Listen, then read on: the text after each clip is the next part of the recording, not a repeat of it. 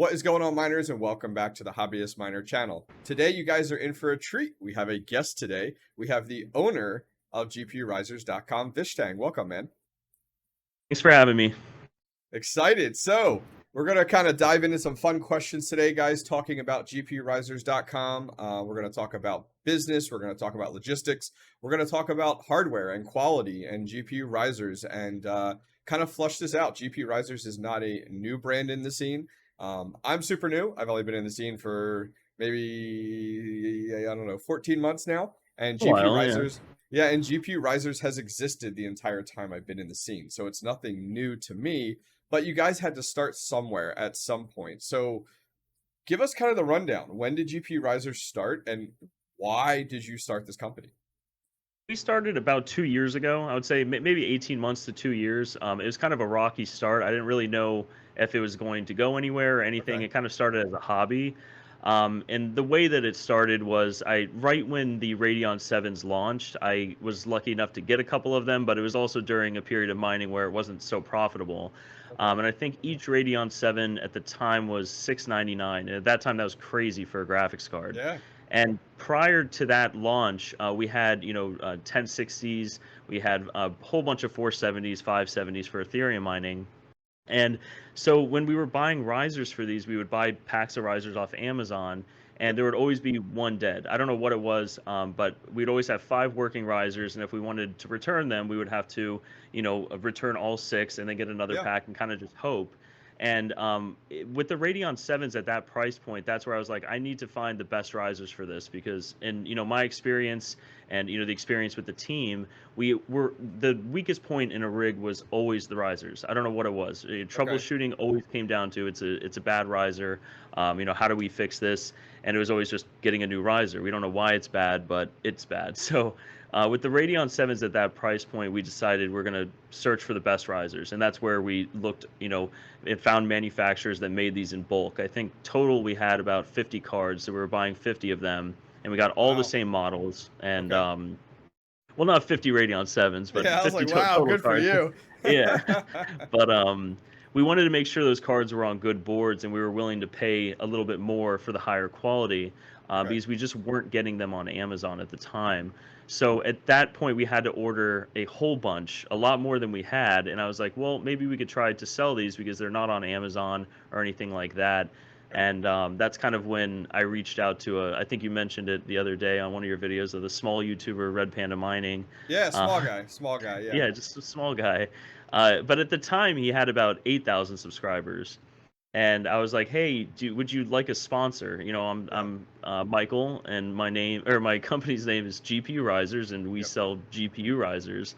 And it was at the time just a white box, a corrugated box with a a white label that I would print out on an inkjet that would smear if I moved it too quick. And he sent me a DM back and was like, let's do it, of course. Awesome. And so I sent him a couple, and we started with giveaways and stuff like that. And the community seemed to really like the risers. And it kind of evolved from there. We would order more, and eventually we got to a point, I want to say, about 13, 14 months ago, where we were able to get our first run of custom-made risers. And at that time, we didn't have the logo on them. It was just the website. But that's really when a lot changed in our company. And I don't want to rant too much about it. But no, it's good info, definitely. I mean, it's really interesting to hear. So I'm curious, take a step back real quick. So you got all these risers in. What made you go, hey, we got to do something with these. We should sell them, let alone establish a company around them. Like the space then, could you find GPU risers really anywhere? Or was it like really hard to come by? I'm just trying to figure out from the business side, like what pushed you guys to actually be like, all right, let's actually establish a business around this product. Well, we had to order hundreds of them. So And then I noticed a lot of YouTubers going on about in videos, and I always saw them using old risers. Or you would look at a rig of 6 cards or 12 cards that they had, Yeah. and it was mix matched. You know, it would be this Hmm. riser because you know they're going bad, or you Yeah. know that they got a pack that had a bad one in it, or something like that.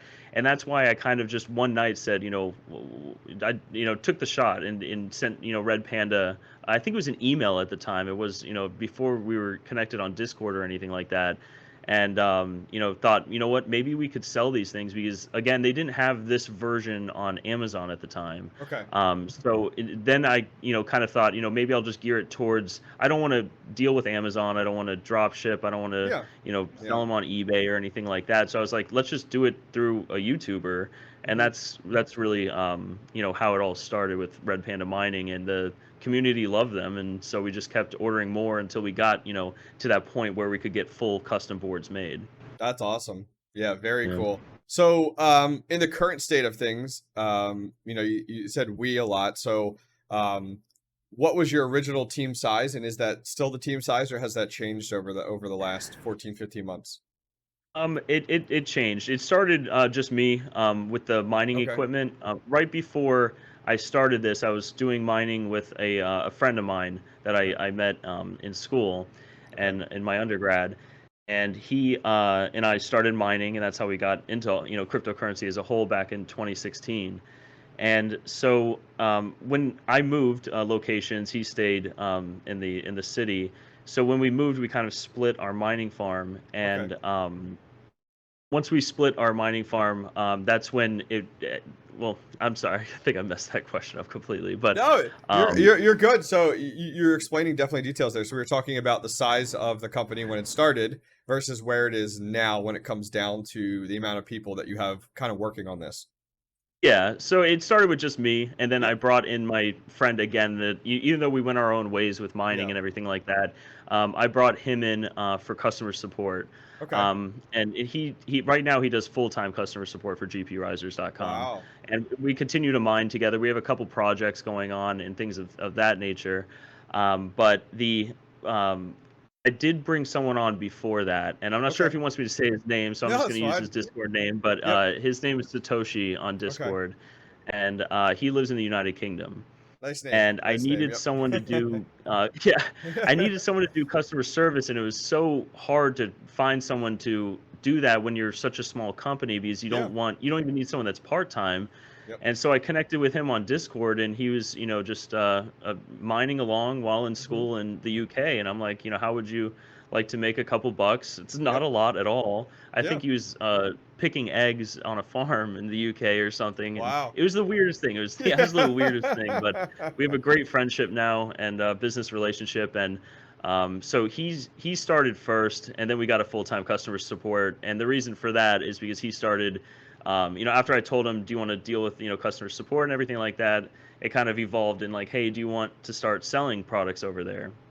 And Got it. so he took that, and now he runs the UK store, the Got GPURisers.UK it. store. And so that was a long story for two people.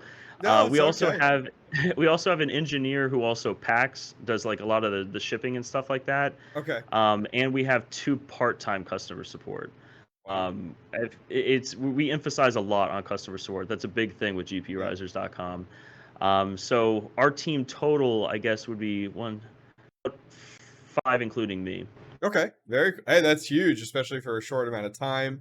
Most companies fail when they start up, so that is definitely very interesting. So you talked a little bit about logistics there. You kind of got US here with a guy packing, you got a guy in UK in that regard. So give us kind of the rundown from the logistical side. So are you guys still buying in bulk with your company logo stamped on them, and then you're actually distributing them to your US facility or location in the UK, and then shipping them from there? Or do you have them drop shipped in any way? What does that look like logistically wise for you guys? Logistically, we don't do any drop shipping. It Okay. comes directly to our facility here and to our Okay. facility in the UK. Okay. So we are buying in bulk, but Okay. we had to go through many different manufacturers to find the specific products that we wanted. That was always the most difficult thing, was finding a manufacturer to be able to do it. But to answer the question, really, we buy in bulk and we split that order between what we need to allocate over to the United Kingdom to take care of the UK and the EU, and then send some here to the United States to take care of here in Canada. Very cool. That's awesome. That's super exciting. So you talked a little bit about like challenges there, like finding partners and manufacturers to work with. My guess is most of those are overseas, how give us a little bit of rundown of how that worked out for you guys and what challenges you run into. Because I don't think people truly understand, especially in the technology space. A lot of that isn't being manufactured in the US. Let's be honest here. There's very little manufactured in the US anymore. So Yeah, tell us a little bit about that experience of getting up and running originally in the early days and even now on just kind of finding partners and manufacturers to work with. I imagine it was a challenge. it was a very large learning curve to do that. Finding manufacturers overseas as a new company is difficult. They can see your purchasing power. They can see a lot of things that you don't really notice when you just make an account. Yeah. We'll use Alibaba as an example here. The manufacturers can actually set limits on Alibaba so that if you're a new user or anything like that, you can't even see them. They don't want to deal with people like Wow. that. Okay. So getting started with it, we kind of had to run through a bunch of manufacturers until we could get to the right manufacturers. The reasons why we switched a couple were often always related to quality control. Hmm. That was a huge thing with us. If you get a bad batch of risers in, which we have gotten, we've Yeah. had some with USB cables that don't work. We've had some with capacitors that are ripped off of them and things like that. Oh no. That was a very hard learning curve to go through. But once we got past that growth phase, we were able to access manufacturers that we could more easily work with. The language barrier is also very, very difficult.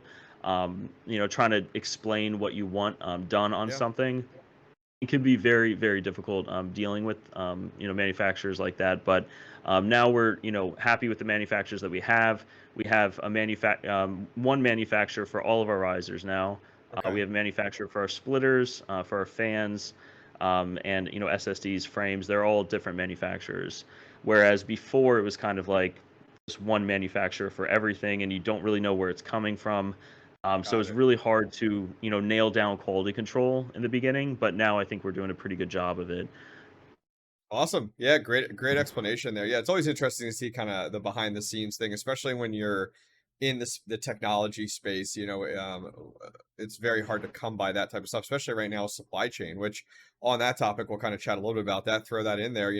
How has the entire supply chain factor affected you guys over the last year and a half or so? I mean, especially when it comes to capacitors, those things are definitely Yeah. one to discuss. So how has that affected your supply, and also how has that affected cost for you?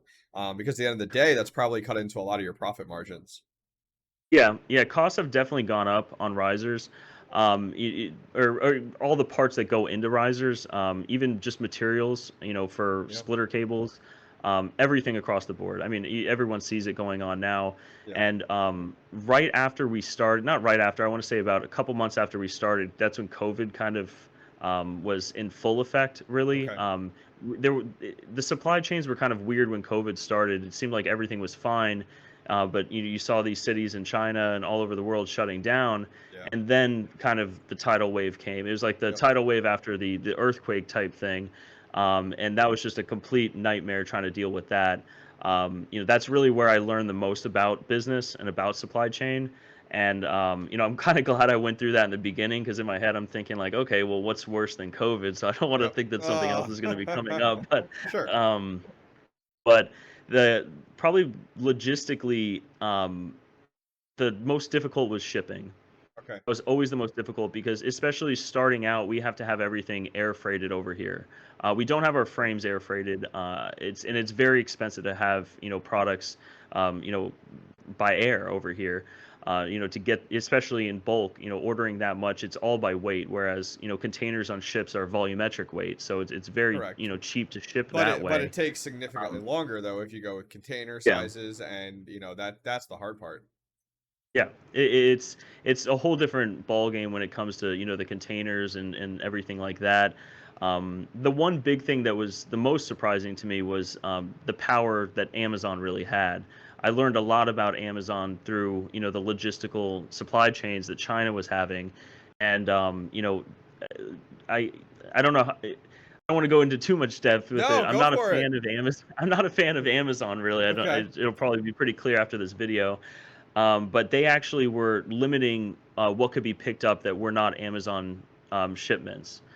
So a lot of products that you see on Amazon are drop shipped by, really anyone. You don't really know what it could be, an individual, it could be a Yep. company. And when you actually reach out to a lot of manufacturers, they don't even ask you what your address is. They say, what Amazon warehouse are we shipping this to? Because it's going straight there. And that is drop shipping straight to Amazon. And so we had a lot of problems logistically during COVID where, 1/12 of our order just say could go out this day.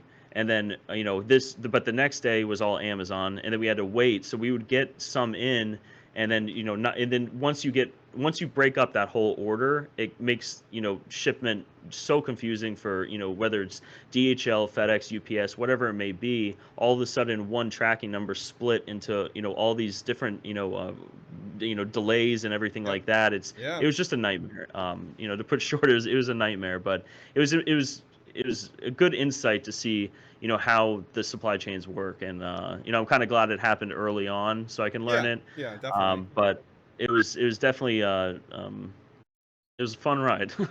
Absolutely. Now I So, appreciate the insight. So let's jump back a little bit to the brand and the customer service side of things.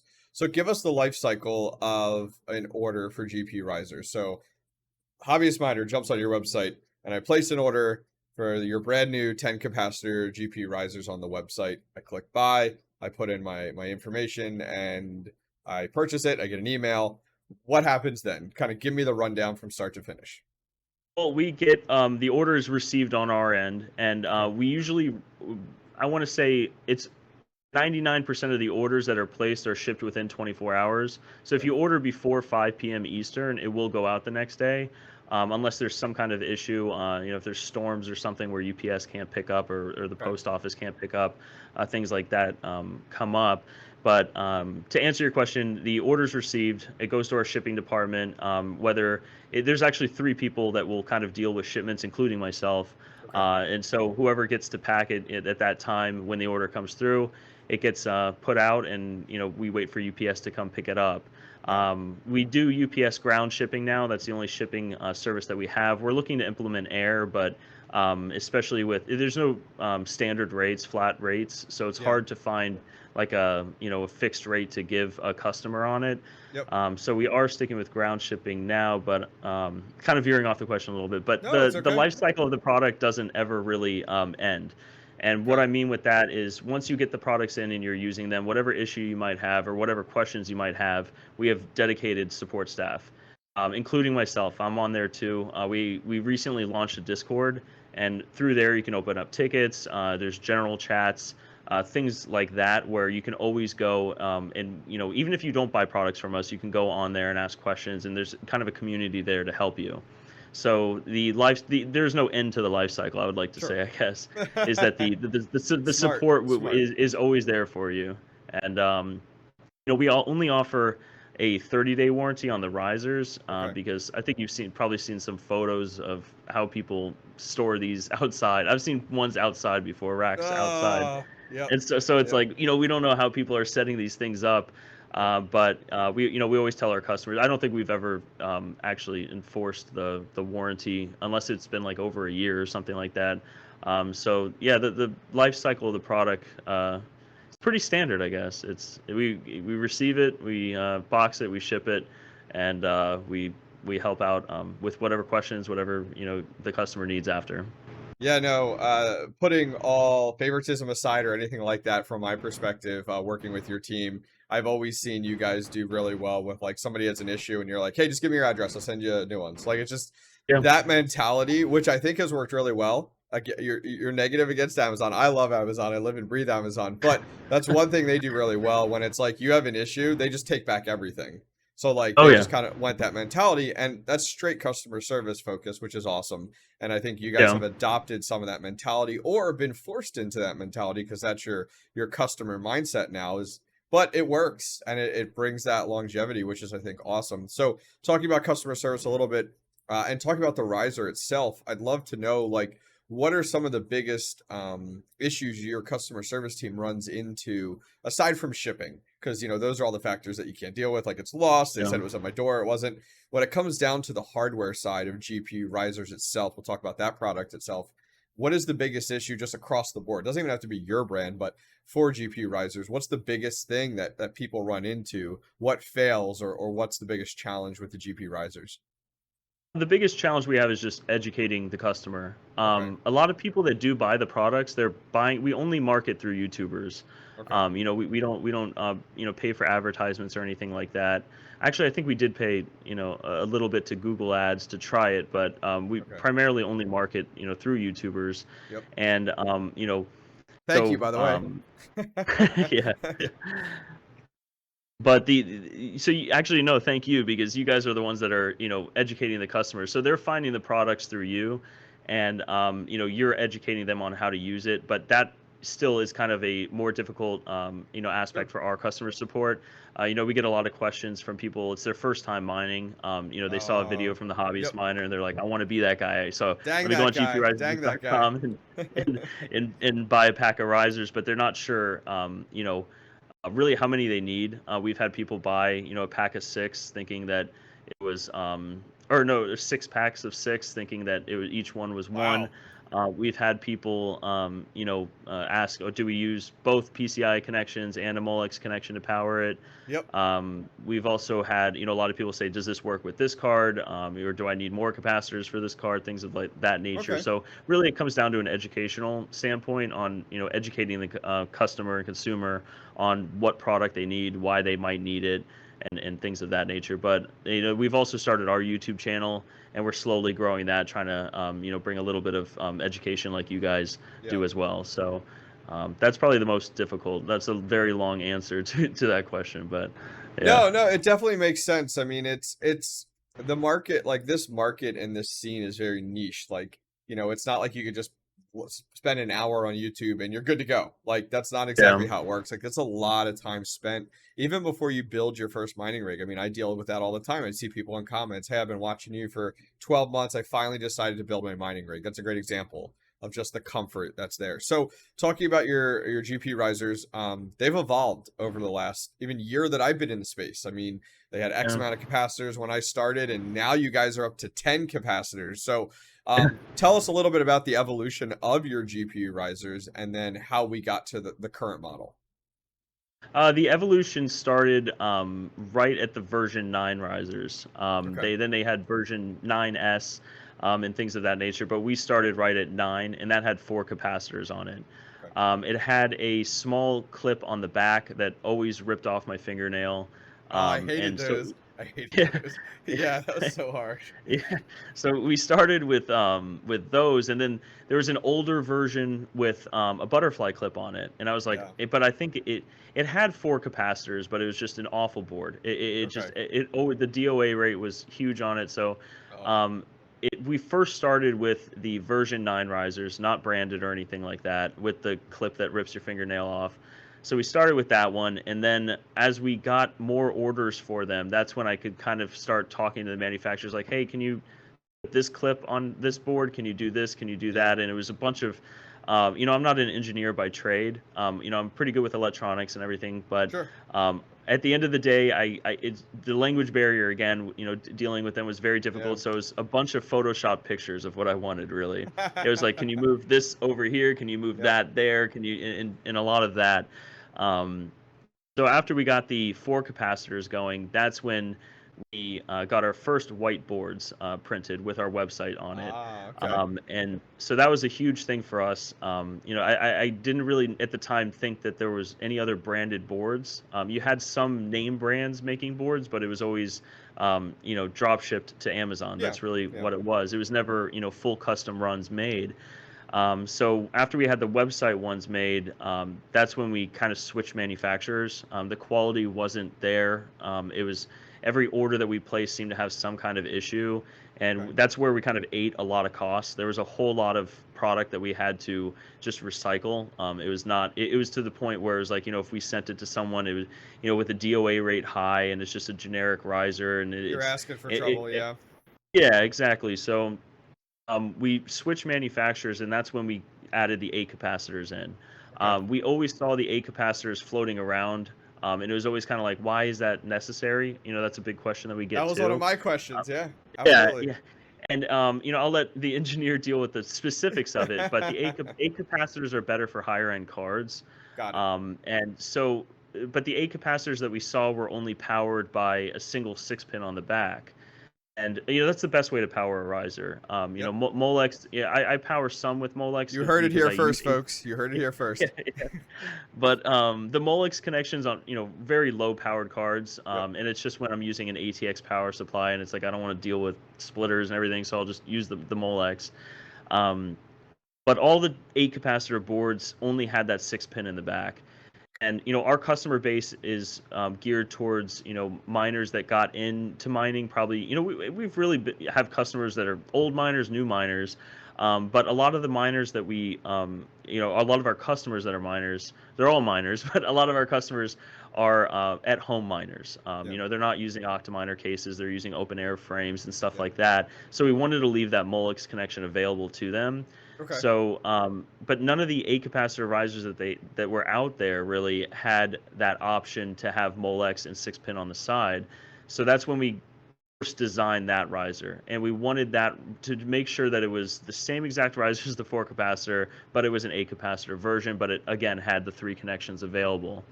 And also we added the LED behind the butterfly clip. We carried the same butterfly clip over from the 4 capacitors, and we added the LED on the 1X chip to help with troubleshooting and stuff like that.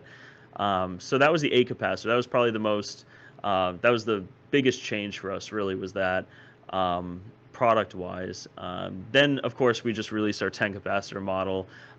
It's a little overboard. How many more capacitors are we going? Yeah, I was gonna say. Yeah, How many? yeah, I'll make another April Fool's video next year, and we'll see how many we can fit on a board. Yeah. But the 10 capacitors, it's a new model. It's it's a lot of capacitors, but it's the 10 capacitor models that we again saw out on the market. We saw them from other companies and things, just around on the internet.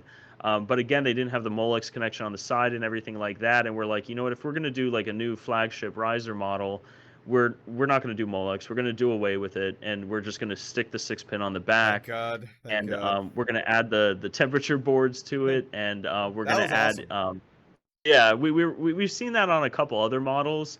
But then we saw some models with the lights that flash on them. Yes. Yep. Yep. We're like, yeah, it's like a little rainfall effect. It's Yes. cool. We liked it, but we know it's not for everyone. Yeah. But then, so we were kind of like back and forth with this 10 capacitor model, and I kind of just pulled the trigger on it. It was like, let's just add everything to it. Let's do 10 capacitors. Yep. Let's add the lights. We'll make them all white, and let's add the screen on it. It literally has just everything on it. Mm-hmm. But that riser's really as like a I don't want to refer to it as like a conversation piece, but it's aesthetically it's nice to look at. It's something that I don't think large scale miners will have. People that have 100 GPUs aren't going to go around and make sure the ambient temperatures are okay on the board. Sure. But if you have 6 cards in your living room or in your room or wherever it may be, and it's kind of just a showpiece, really, it's nice to have that aesthetic to it. And we do a lot of our products like that too. I'm sure you've seen the white fans. Yep. So, yeah, I think that's it's really good insight to see, and especially what you brought in here definitely makes me realize like why you still even offer the other capacitor risers on your site, because like that makes sense. Like if you have an older card, you could get away with some of the less capacitor models that may not have all the bells and whistles on it, or they have Molex on it, as you said. And then especially if you're larger farms, I know I've seen some farms that do purchase through you guys, and they don't need the 10 capacitor one with all the bells and whistles on it, because as you said, like it's more a showpiece. Like I think for me, as the risers have come in and I've seen them and they have all these bells and whistles, it's like, that's cool. Like I really like that. And you know, with being a YouTuber, you're showing that off. So it makes a lot of sense, which is really cool.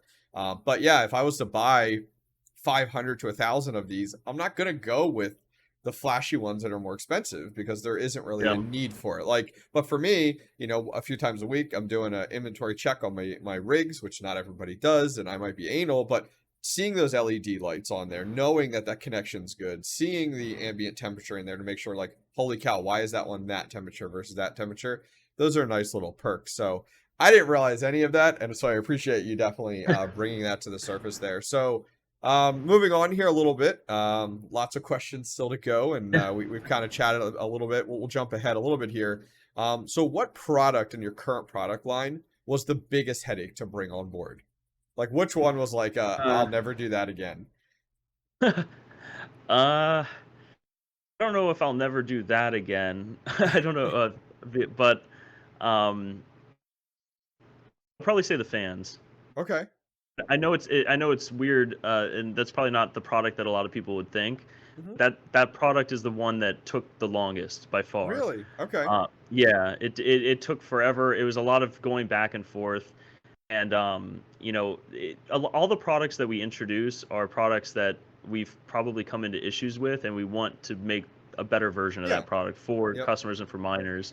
And just like the risers and the story on how that kind of created is we wanted something that works, but for the fans, we were going back and forth with the LED, whether we wanted it. We got samples in, and a lot of the samples were a lot like the Amazon ones, where you have, you know, you can see the LEDs in the ring, and you just said you were anal about checking your cards and stuff like Yep. that. But when I see the Yep. LEDs in the ring on a fan, it's like, you know, it bugs me a little bit, and it looks like a cheap product. It is a cheap Yeah. product. Yeah. So we had to go through a whole lot. I wanted the LED on both sides. That was a Ah. whole mess. So we went through a whole different, a whole many, or a whole bunch of different models of fans to find that, and then the blades on the fans. That was a whole different ball game too. And but probably the trickiest part with the fans were the connections. Oh, A for lot of these Molex. fans, Okay. yeah, Yeah. a lot of these fans are, especially the ring ones that you find on Amazon. They Hmm. all connect to a like a little hub, and that Okay. hub is powered by probably a SATA connection, maybe a Molex connection. Yep. But those hubs are only designed for 4 or 5 fans, Correct. maybe sometimes 3, and you have a little RGB controller with it. Yep. And we had about 2 rigs, I think, with those on it. And every time you reset the rig, I remember looking at it because it really bugged me a lot. It had 2 different controllers, fan controllers on it with 2 Yep. separate RGB controllers, and every time we reset it for whatever reason, 4 of the fans would be one color, and then 5 of the fans would be a different color or whatever. It was just I've always, had and that then you have to go before. Yep. change it. Hmm. Yeah, and so for mining cases, it was kind of like just annoying trying to find a pack of fans that worked. And you know, I know the 12 GPU frames are pretty popular right now. There's not Yeah. really a pack of 8 fans that you can buy Yep. that, you know, have a fan controller for it. Yeah. So you know, with the fans, I was like, it needs to be a Molex connection. I know it's old school because that's how the old fans were, but I Yeah. want the Molex connection back. Yep. And then so got some samples in of that, and then the cords were too small because you have to route these cords all throughout it and stuff. So Yes, we you needed the do. cords to Yep. be very Yep. long. So Yep. it was a long process. Very, I mean, Got it. months of going back and forth trying to find the perfect fan. And then we did it. So because it also, again, kind of like the 10 capacitor risers, you know, we'll get comments on videos or feedback that says, oh, it's the CFM is not enough. Sure. And again, this kind of goes towards the aesthetics of the products, where we're kind of assuming that this rig might be in a room, and we don't want it to be too loud, but we don't want it to be too quiet, and Yeah. or not too quiet, but we don't want it to be dead slow. You know, it has to cool the cards. Yep. So it was finding the equal mix of that was kind of difficult. But yeah, the fans, I could go on for a while about them, but those were probably the most frustrating do. It sounds like it, but it sounds like you guys really thought of a lot of the things. Like as you were talking Yeah. through that, I'm like, yep. Like I just installed 8 of them last night, and I'm like, yep, that was nice. Okay, yep, that makes sense. So now kudos to you guys. So let's talk a little bit about price. Price is always the one that kind of Unfortunately, we are in that generation and that era where it's always like, hey, I want to buy the cheapest because I don't want it to cut into my profit margins on my rig. And I always try to remind people that you go out and you buy these $1,000 GPUs, but then you want to spend the least amount possible on your supporting hardware, and then you get upset when you have a problem. So Yeah. with that as a precursor, what talking about price, what really sets your GPUs? Now, you spoke a lot about quality, so that kind of answers this to a degree, but what makes your GPU risers different than the $40 we'll use Amazon again, the $40 Amazon pack of risers out there?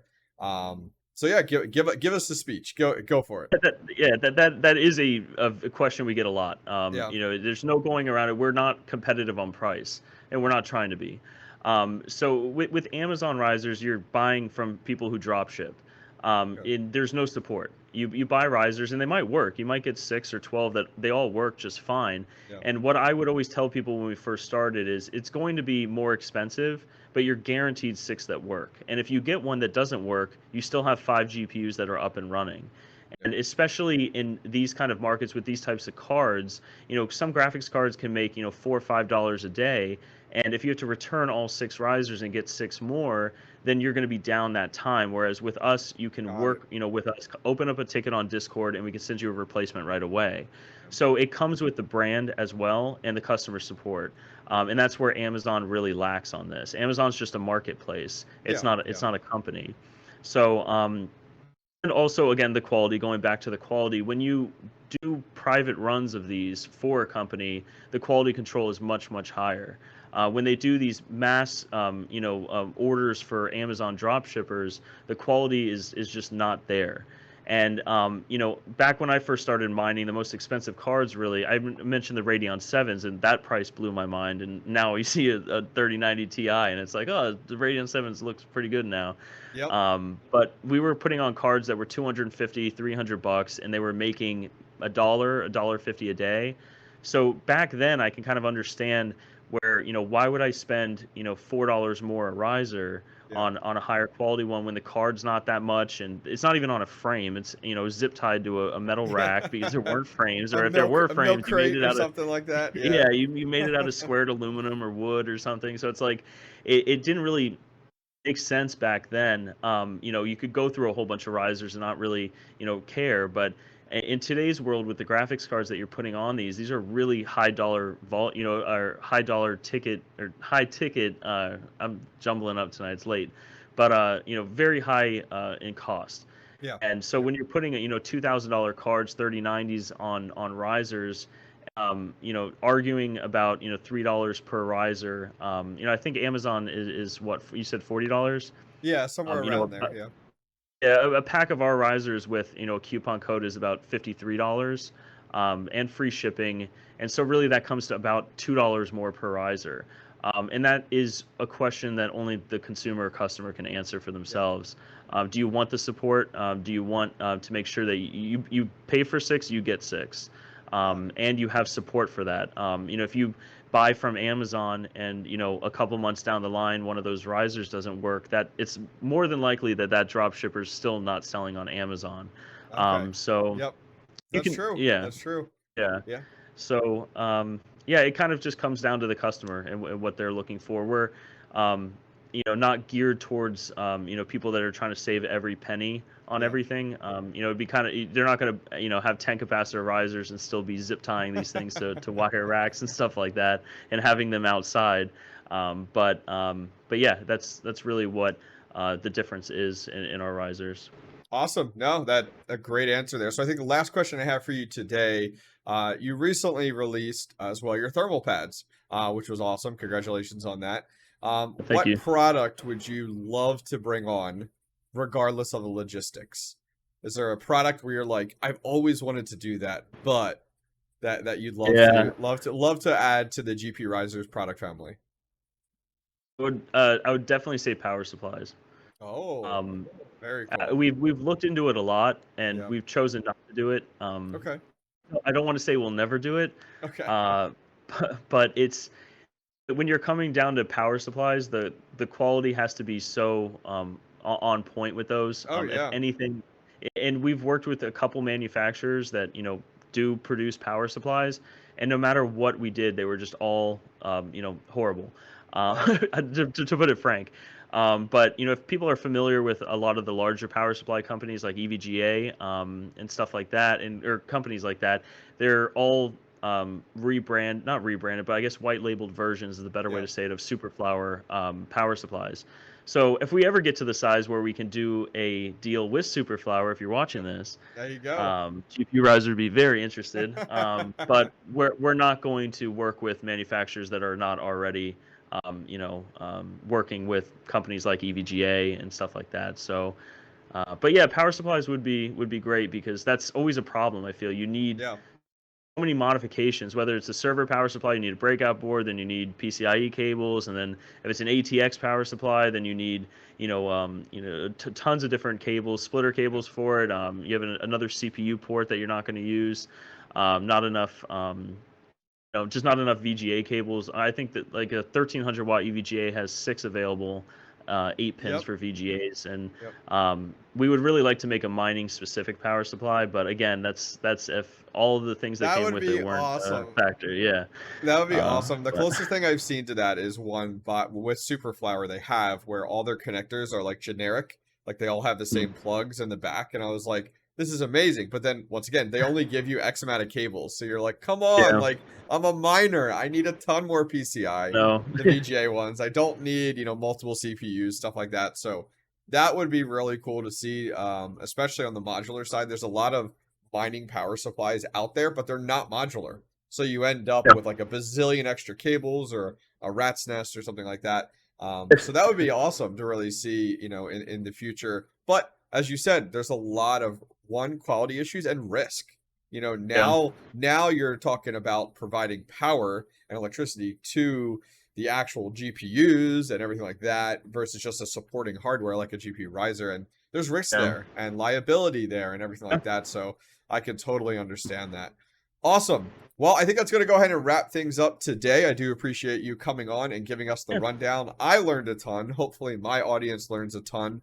I would encourage them to ask questions in the comments down below, and Vistang will make himself available to comment on some of them, to answer some of your questions, which is, I think, would be awesome. I think I can say from myself and all of the other YouTube content creators, we appreciate you supporting us. It's gone a long way, but it's been a mutual, you know, beneficial relationship as you've used us as your marketing tool, and it's worked out great for everybody. So, guys, go check them out, gpurisers.com or gpurisers.uk, and feel free to use my promo code, the Hobbyist Miner, and that'll go ahead and give you that nice discount that he spoke about. Other than that, guys, thank you guys very much for joining me today. I'll see you guys next time.